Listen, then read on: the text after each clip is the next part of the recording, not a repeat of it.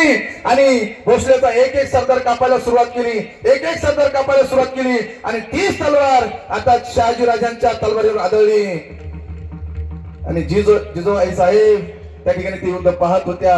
काय परिस्थिती आहे, एकीकडे जन्मदाता बाप आहे आणि एकीकडे कपाळवरचं कुंकू आहे. आज बाप तरी खाली पडणार, नाहीतर कपाळवरचं कुंकू तरी पुसणार. पण ऐका, आमच्या जिजाबाई साहेबांने एका क्षणाचाही विलंब न लावता हातामध्ये तलवार घेतली आणि आपल्या बापाला आडू लावली. बाबा, ओ बाबा, अगोदर माझ्या सोबत युद्ध करा, अगोदर मला पाडा, नंतर माझ्या कुंकूची वाघ धरा.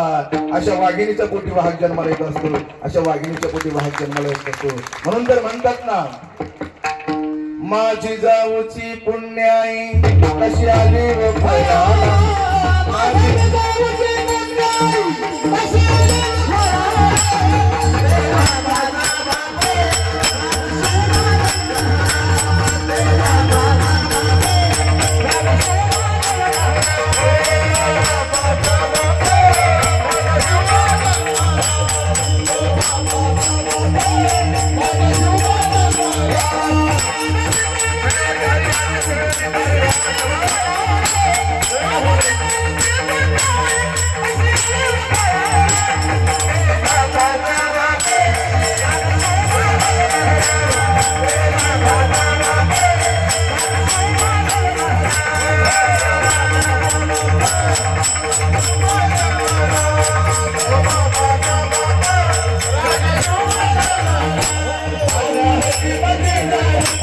शपथ